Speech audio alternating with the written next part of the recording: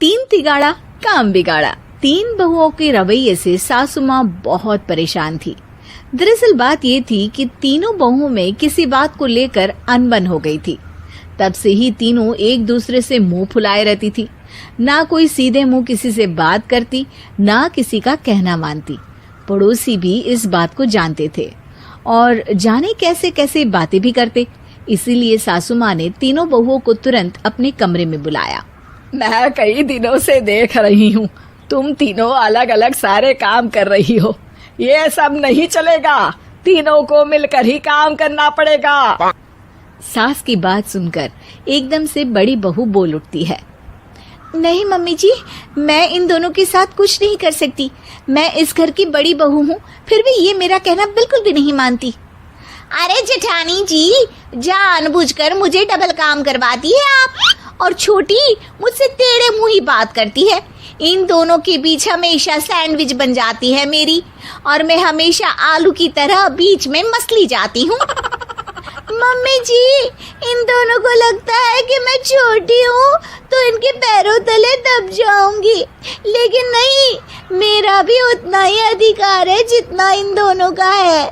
बड़ी आई दोनों मेरी चुगली करने के लिए, मुझे क्या कम समझ रखा है। तीनों बहू एक दूसरे से बहस करने लगती है और सास दोबारा ये देखकर टेंशन में आ जाती है और सबसे कहती है, चुप हो जाओ, अब से तुम तीनों सारे काम एक साथ करोगी, आंख बंद करके एक दूसरे की बात सुनोगी। तुम तीनों इस बात को गांठ बांध लो, वरना अगली छुट्टियों में तुम्हारा अपना मायके जाना कैंसिल। सास की बातें सुनकर डर के मारे तीनों हामी भर देती हैं। जी मम्मी जी, मैं समझ गई। हाँ मम्मी जी, जैसा आप कहें, आप जो कहेंगी मैं वही करूंगी। तीनों बहू सास की बात को गांठ बांध लेती है और वादा करती है कि अब से सारे काम वो तीनों एक साथ मिलकर ही करेंगी। ये सब देखकर सास खुश हो जाती है और वहां से चली जाती है। नीचे जाकर वो देखती है कि घर में शर्मा जी आए हुए होते हैं। सास जोर से आवाज लगाकर कहती है, अरे बहू, जरा चाय बनाकर तो लाना, शर्मा जी आए हैं। सास की बात सुनकर तीनों बहू तुरंत किचन की ओर भागती है और चाय बनाना शुरू कर देती है। मुझे तो एकदम मसाले वाली कड़क चाय पसंद है, तो हम शर्मा जी के लिए मसाले वाली चाय ही बनाएंगे। अरे नहीं दीदी, गर्मी के मौसम में मसाला चाय कौन पीता है? मैं तो शर्मा जी के लिए इलायची वाली चाय ही बनाऊंगी। ये कैसी बात कर रही हैं आप दोनों?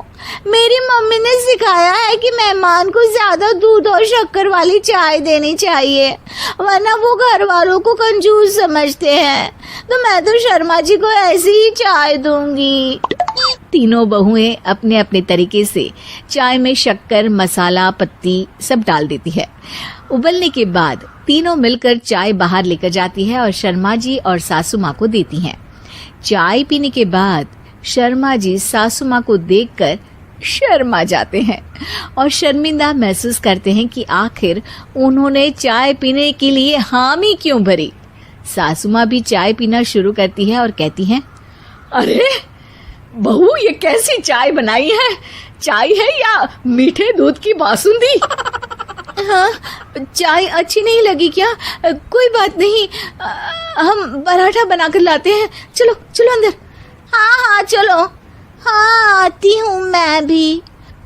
नहीं नहीं, मेरा पेट चाय ने ही चौपट कर दिया, वही काफी है। पराठे से पोपट नहीं करवाना, मैं तो चलता हूँ। शर्मा जी चुपचाप पतली गली से निकल जाते हैं। अगले दिन सास बहुओं से कहती है, अरे बहू, जाओ जाके ऊपर के गेस्ट हाउस की सफाई कर दो। कल हमारे यहाँ मेरे दूर के रिश्तेदार आने वाले हैं, तो पूरे कमरे को चमका देना, समझी? तीनों बहू सास की बात को मानकर ऊपर सफाई करने चली जाती हैं और तीनों कमरे की सफाई चालू कर देती है। बड़ी बहू मकड़ी के जाले साफ करती है, तो बीच वाली झाड़ू लगाना और छोटी वाली सर्फ डालकर जमीन धोना शुरू कर देती है।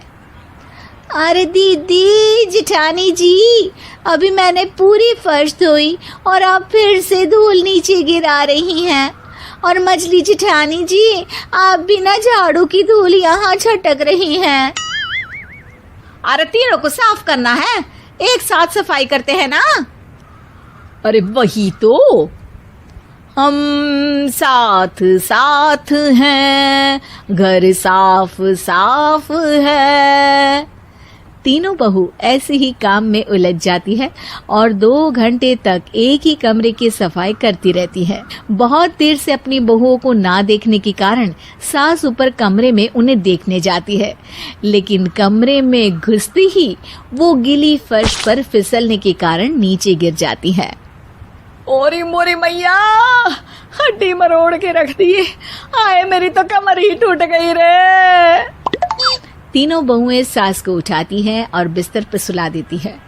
अरे मेरे हाथ पैर दर्द कर रहे हैं, दबा दो आराम मिलेगा। हाँ जी माँ जी। अरे जी माँ जी माँ जी। और तीनों बहुएं एक साथ सास के हाथ को दबाना शुरू कर देती हैं।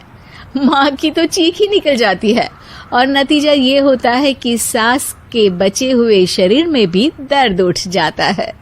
हाय राम, ये क्या कर दिया तुम तीनों ने। अरे मेरी तो किस्मत ही फूटी है कि तुम जैसी बहुएं मुझे मिली। हे भगवान, पूरे शरीर में दर्द बढ़ गया है। अब तो पता नहीं कि चल भी पाऊंगी या नहीं। माफ करो, मुझे गलती हो गई मुझसे कि तुम तीनों को एक साथ काम करने के लिए बोला। सोचा था तीनों मिलके अच्छे से काम करेगी, लेकिन बड़े बुजुर्ग सही कहते थे कि 3 तिगाड़ा काम बिगाड़ा।